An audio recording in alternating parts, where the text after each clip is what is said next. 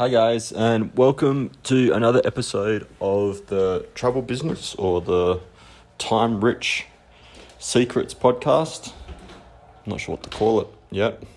It's going to be a little while till I figure everything out, but I thought I'd just jump on today because yesterday I was traveling all day.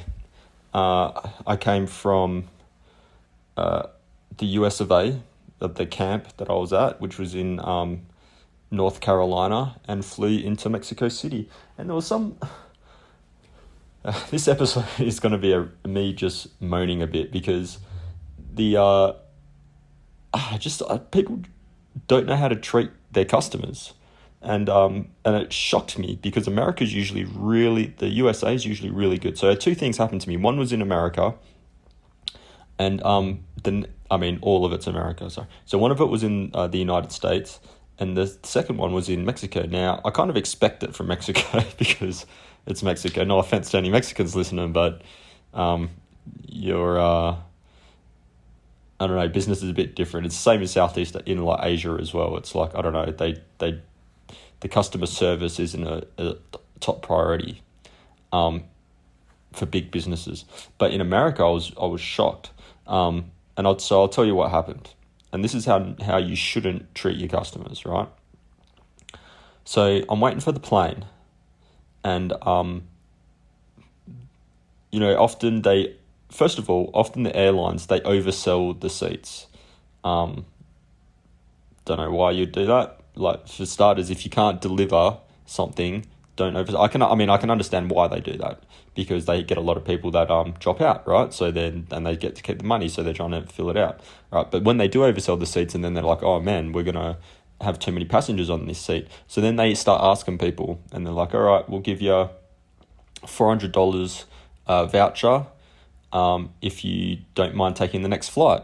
And I heard that, and I was like, oh, it's not bad. It's like the next flight's another 2 hours away, and I was like, I don't really, it's too much of a hassle, don't want to do it. No one really did it. And then they start slowly going up. And I think what collectively happens is most of the passengers know this, that it's going to go up and up and up when no one takes it, the closer it gets. So they went from 4 to 5 to 6. Eventually they got to 800, and it was about 20 minutes before boarding. And I was like, $800? So I went up and asked him, I said, so like, how does this work? And the guy was like, listen, you get, give me your boarding pass, write your name, your phone number, and your email address, and we'll and he told me very specifically, looked me in the eye and told me 3 times, he said, do not board the plane, all right? And then once the plane's gone, they'll email you the voucher.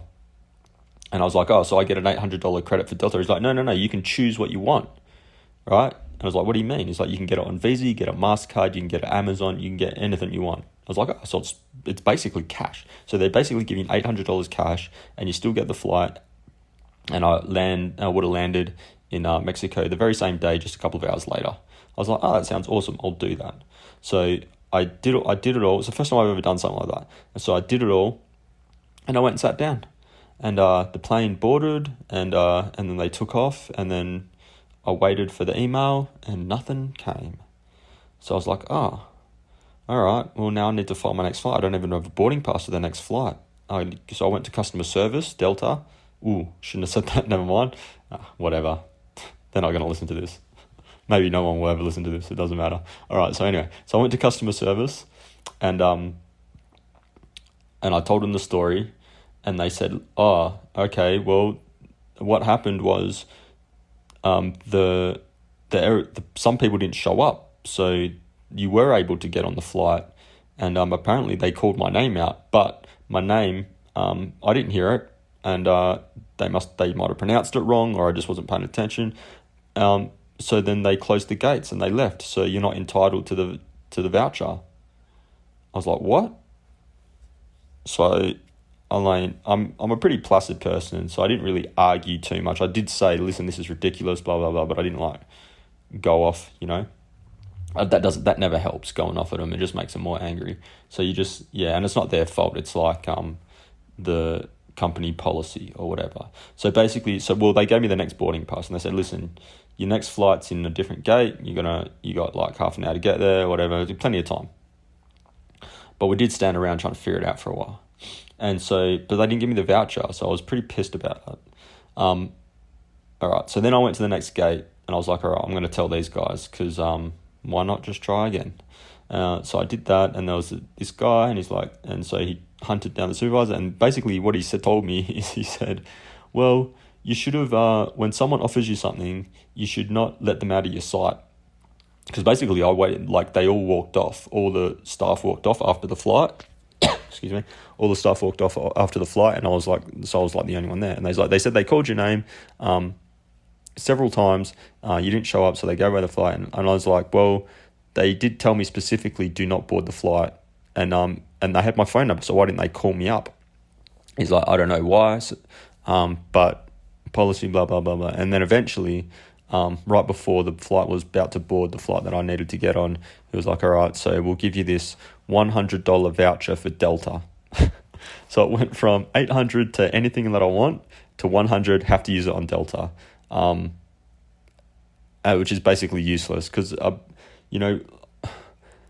for starters, I might never use, like, if I've got a choice between airlines now, and unless Delta is significantly cheaper, like more than $500 cheaper, I'm like, I'm not using Delta. And the other thing is, they've ruined it for all airlines. Like, if they ever offer that thing again, where it's like, does anybody want to give up their seat? I'm gonna be like, no way. Not just for Delta, but for any airline, there's no way I'll do it, because they basically just effed me. I mean, or it's not the employee's fault totally, right? They probably did call my name. I'm not saying they lied, they didn't, but they could have rang me up, or they could have. And the thing is, Delta, for them, giving me the $800 voucher, it's not really about the money either. Like, I don't really need the $800. Like I don't need the $800. I could have just got on the flight, right? It would have been, I wouldn't have known any different. It's the thing that pissed me off is that I did my end of the deal and they didn't do their end of the deal, and it was just the principle of the thing. All right, and here's the thing: I fly a lot, and I'll fly in Delta plenty of times. So that $800. All right, they might have given me that $100, but I probably would have spent far more than that in the next 5 years or 10 years or however long I keep traveling for. And now they're going to lose that. So it's an important, especially for small business, you got to treat your customers well, because it's not just about the sale initially. It's about the reoccurring, coming back. All right, here's the next one. In Mexico, so I land in Mexico, I'm a bit tired or whatever, and I just want to get a taxi. I was like, all right, I'll just get an airport taxi. I know it's going to be more expensive than getting an Uber, but I don't have to mess around trying to get a SIM card or trying to get the Uber or whatever, bargaining. I should have just got a normal taxi out the front because they would have used a meter. Anyway, so I went to one of those airport stands, and I was like, all right, how much to get here? And he's like, 500 pesos. And I know that's way expensive. I even said, that's expensive, but I paid for it anyway. I was like, that's expensive, whatever. I'll just do it. I just wanted to get to the hotel. 500 pesos.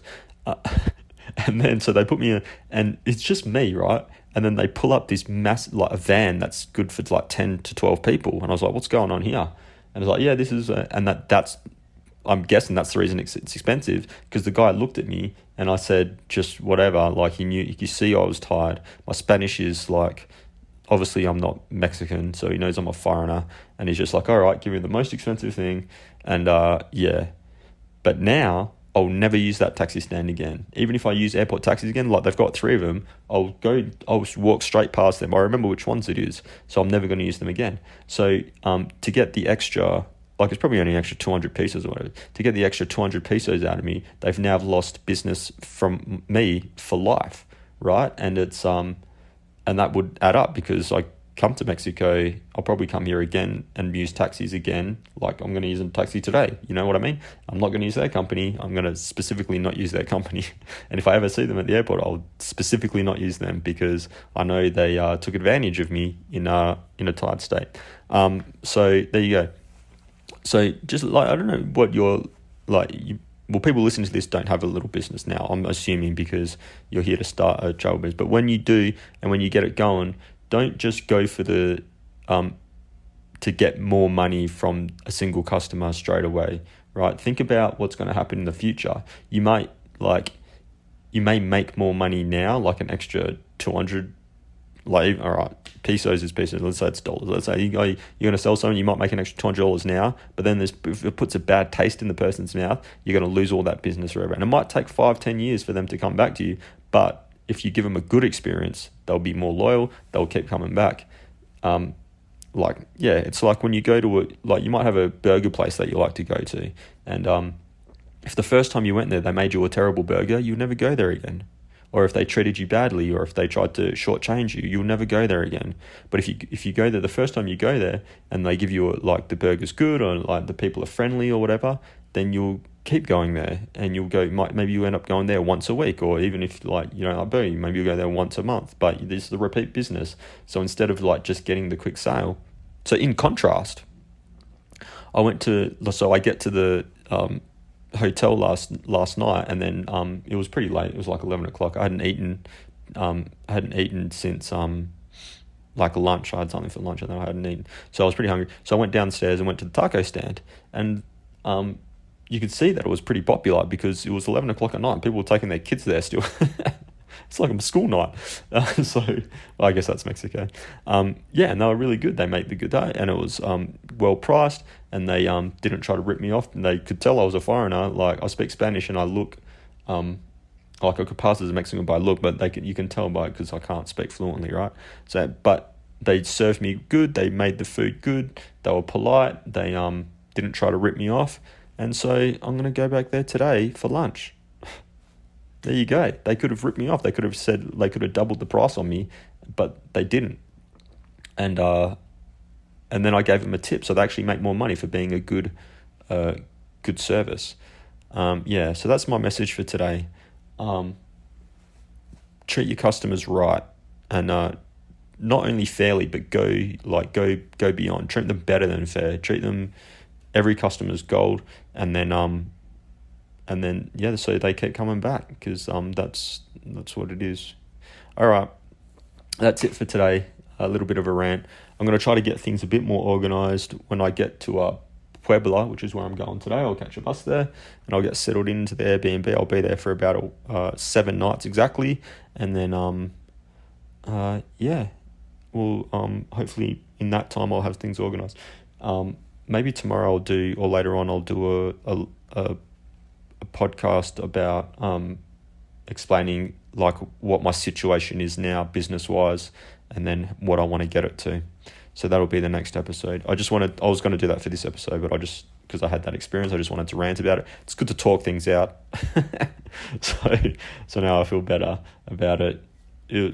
All right, cool. Thanks for listening. If you're listening, obviously if you got here, you got this far, you're listening. So thanks for listening, and I'll see you again next time. Have a good day. Bye.